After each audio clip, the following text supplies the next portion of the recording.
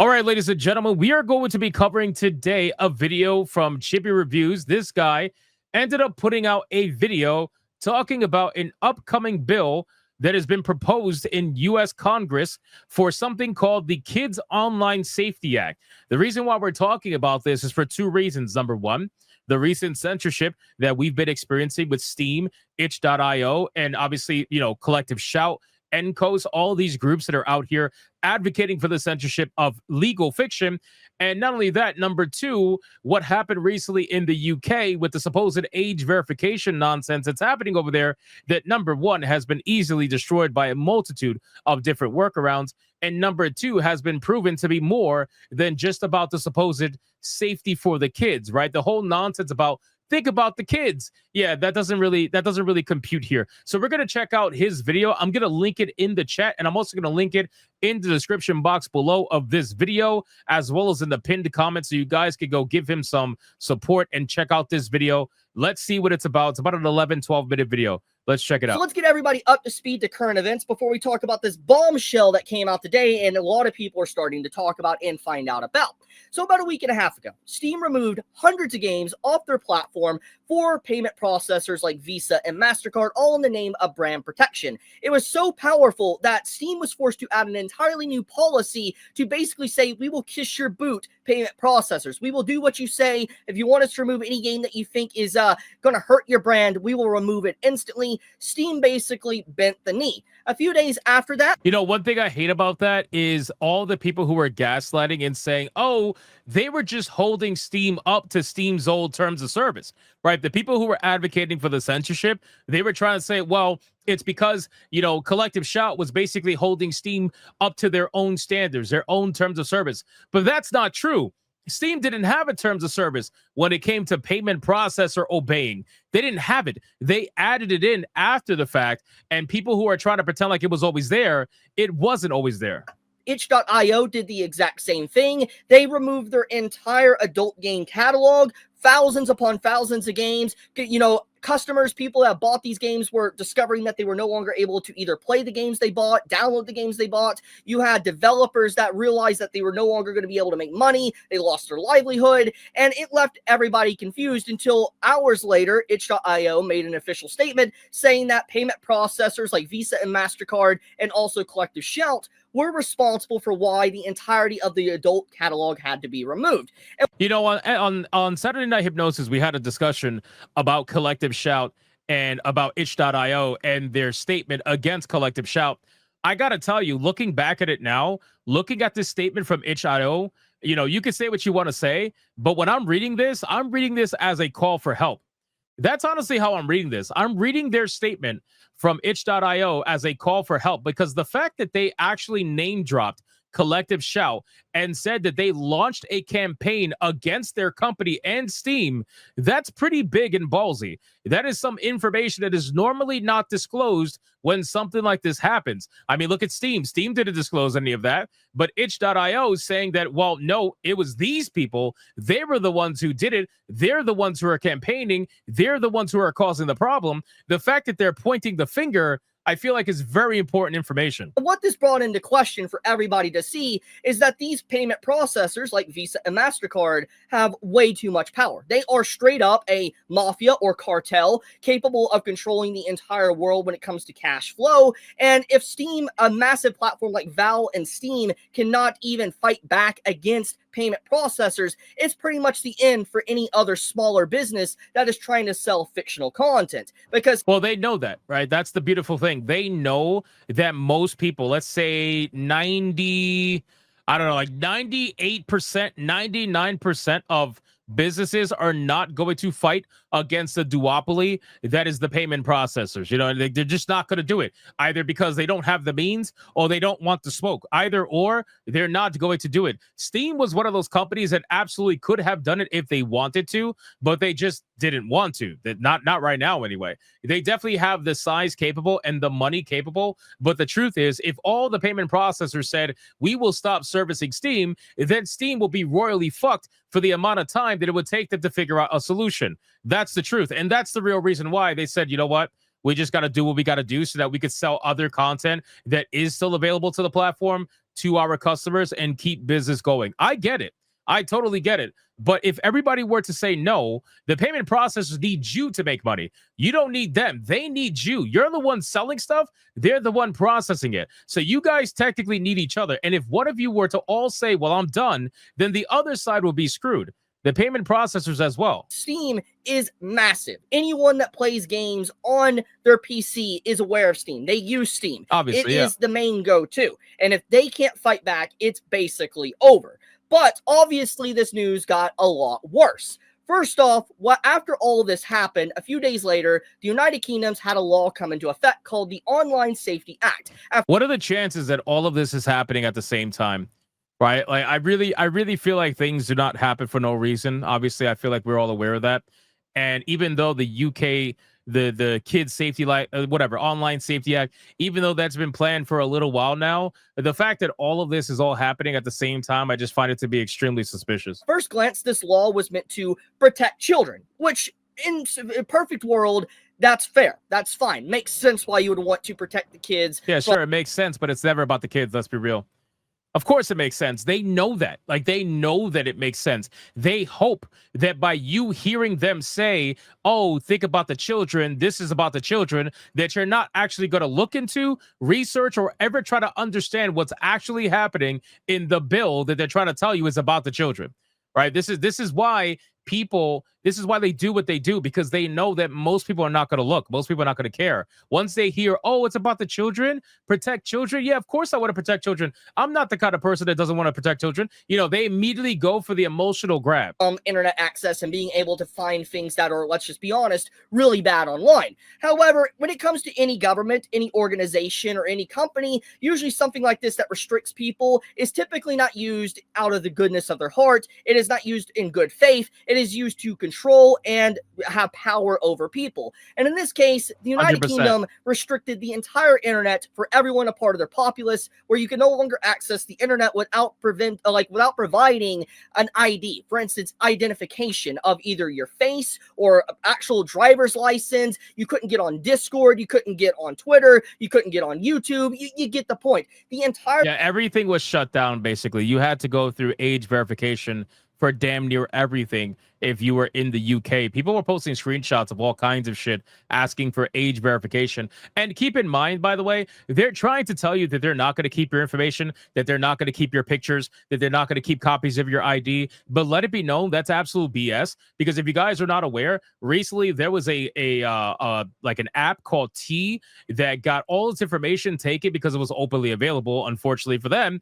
But all the information was taken, and they themselves even said that they weren't going to store selfie pictures, ID pictures, or any of that, and it was just used for verification. Lo and behold, that was not true, and everything was in fact stored. So don't believe a single word anytime they tell you, oh, we're not going to keep this stuff, we're not going to store it somewhere. Yeah, it's complete bullshit. The of the internet was locked down thanks to this law coming into effect, but this law also started to leak in and affect people in Europe as well. And you're probably wondering to yourself, how is this even relevant if you don't live in, let's say, UK, or you don't live in Europe? Well, we're going to get into that one in just a moment, because as you can see on screen, this is related to the United States. So after all this happened in UK, in under 24. All right, so now we have this is the point of the video, right? So now we have the brand new Kids Online Safety Act. This is something that is extremely similar. That was proposed a couple of months ago, I believe like 2 months ago. It was proposed, and it's very, very similar to the UK Online Safety Act. They're trying, except in the US, of course, they have to use the kids in order to push this as far as it could possibly go. So let's see what he has to say. For hours. Once that happened, once this law came into effect, it wasn't used to protect kids. They started to create an entire situation where they were starting to monitor. They made a police monitoring task force to go to people's doors to basically arrest them or question them if they say anything that is against what the government actually wants you to say. So that is insane. And I remember this happening when they said that an elite police squad is meant to monitor anti-migrant posts on social media. I remember that. It's so basically crazy. They're using the law that was meant to protect kids to now censor people online if they have anything that goes against what the government wants you to say. Scary stuff. Basically, the UK overnight turned into a massive police state. There's a lot of people talking about this. Even Stride Ice, a big ReZero leaker, He even comments on this, talking about the situation on how it's been getting bad for years now, but it's gotten even worse thanks to this situation. But getting into the main point here is that this was the start. It's very clear that there is an acceleration of censorship in just this last week and a half. Now, I've been covering this topic for way over a year now about payment processors and what's happened to like DL Site, what's happened to Pixiv, what's happened to Manga Library Z. I've been very, outspoken about the whole situation. But now that this situation has been happening for a long, long time, and it's only going to continue to get worse. But of course, like most things, gaming is usually the last thing to get affected by whatever has already affected the rest of entertainment. And this is what's happening now. And so massive that it's starting to affect not just gamers, but pretty much entire countries. It's very clear that there is something more going on, especially when you take a look at the new bombshell that came out today, and a lot of people are now starting to talk about. So this right here, as you can see on screen, that's been on the screen since the very beginning, is called S1748 Kids Online Safety Act. This is the official congress.gov site. This is an official governmental site ran by the United States. And you guys can go see this for yourselves, by the way. If you were to look this up, you could go see it on congress.gov. S.1748 Kids Online Safety Act. In case you want to read more and learn more about it, please consider checking it out after you watch this video. And this is a bill that has been introduced into Congress back in May of this year, just a few months ago, 2 months ago. And it's been relatively gone under the radar, not noticed whatsoever. Nobody was really aware of this until today. And I am talking about the situation because it's incredibly important, because this bill, ironically enough, is titled the exact same way as the bill that just came into effect in the United Kingdoms. Online Safety Act. That's what passed the United Kingdoms. Kids Online Safety Act. Definitely similar. Now, you could chalk it up to saying that, there's only a few words to really describe what the bill is trying to do, but it's very apparent that there is definitely something going on. Call me a conspiracy theorist or whatever, but anyone seeing what's happened in just the last week and a half can all agree that there is something massively going on with censorship and just these governments' push and these organizations and companies' push to censor fictional media, to censor the internet. It is, and it makes you wonder, why? Why do any of that? Right? Why censor all the gooder games? Why censor all of this stuff? Why? What's the point? Right? So let's say all this stuff goes away. What changes? What happens? Does the world suddenly become this beautiful kumbaya fucking place? No, obviously not, right? So what is the play here? What is the point? Legitimately concerning. And that is why I'm speaking up about this, because it is actually insane to see such a massive acceleration of censorship. But we got to get into what this bill actually is. So at this current time, this bill was introduced relatively recently. It's just only been introduced. It hasn't even passed Senate, hasn't passed House. It's not even been to the president. It hasn't become law. But one of the big things I want to talk about when it comes to this bill that was introduced is that this is the very same government that is refusing to release the Epstein files, the Epstein list. True. They're refusing to drop names of. Well, actually, no. It's even worse than that, right? So there's refusing to give out the names of this list, right? There's refusing to talk about the list. And then there's one step even worse, which is after all this talk about the list being real, and after all this talk about XYZ people being on the list, and after all this social media parade about, XYZ influencer has a copy of the list or whatever, all of a sudden now, well, the list just doesn't exist. There is no list. There is no spoon. That's even worse, in my opinion, right? That's even worse. If you were just going to flat out say, well, we don't want to release the names, then people could just attack you for not wanting to release the names. But you just went from, oh, we have names, to, oh, well, there actually is no spoon. There is no list. The list doesn't exist. It's all I was like, what? It's just ridiculous. That harmed people, that actually assaulted people. They're refusing to name drop actual criminals. Our government is protecting actual criminals and people that harmed kids. But this bill gets introduced. And looking at the track record of what we have seen in just the last 20 or so hours from the UK, thanks to their bill being introduced on the name of protecting kids and brand protection, basically, It's always about the it's kids. very obvious it's not about protecting kids. It's about censoring the population and knowing what you're doing at any given moment.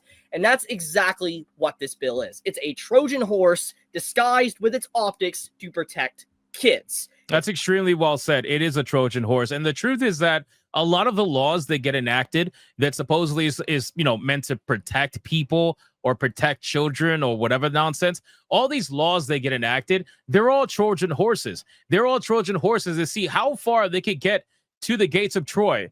And they're just waiting for that one Trojan horse to convince everybody to be let through the gates of Troy. And then you're fucked. That's really what it is. People have been spotting the horses. Some of them got closer than others, but all it takes is that one horse to get it through the gates, and you're done. Not about that. When you start scrolling down and you look at the text on what this early bill has outlined in it, there is some things that obviously sound good, but then things start to become very questionable when you start. Well, see, what they do is they start off with things that they know is going to make people feel good and think good things about the bill, and then they hope that everybody who doesn't bother reading the rest would have just read the beginning and thought to themselves, oh, this is a no-brainer. Yeah, let's do it. Let's absolutely do it. That's what they bank on. They bank on people being too lazy. Realizing that there's some things within this that outline that they want to add, obviously, age identification with ID, very similar to UK, but they start talking about overusage of online. For instance, time limits. For instance, time limits as maybe you might be only able to use the internet for 2 or 3 or so hours until your internet access is completely cut off. And then on top of that, they talk about how I'll be fucking damned if I'm paying XYZ amount of money for internet access and you motherfuckers want to come out and say, oh, you're only allowed 2 hours on the internet. Get the fuck out of here, bro. What do you think? This is China? Get out of here. Who do you think you are? Do you think that's even going to remotely work here? Absolutely not. how there would have to be yearly inspections. There is literally a clause in here, if you go down, that talks about. Actually, think about it. I wouldn't be able to do my job. That's the crazy thing. I do 2 gaming streams a day, 2 to 3 hours each, and then I do a hypnocast 2 to 3 hours every day as well. So I'm streaming anywhere from, let's say, 7 to 9 hours a day. And then obviously, I edit my videos, upload them and all that shit. So like, I wouldn't even be able to do my job. Like most people wouldn't be able to do anything if you were to limit, your streaming time or your internet time to 2-3 hours or whatever. It'd be fucking impossible. Every website on the internet that has like a certain amount of traction in viewers or users, they are supposed to disclose the information and the records and stuff to the government about basically how many people are using it, or if there's, people are using their IDs or minors, whatever, anything like that.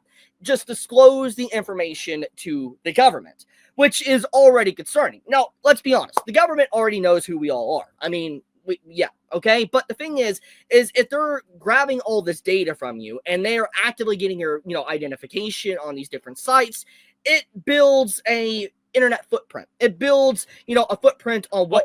It's eventually going to lead to a social credit score. That's really what it is. Like right now, we have a regular credit score based on your habits of paying things back and taking out loans and whatnot.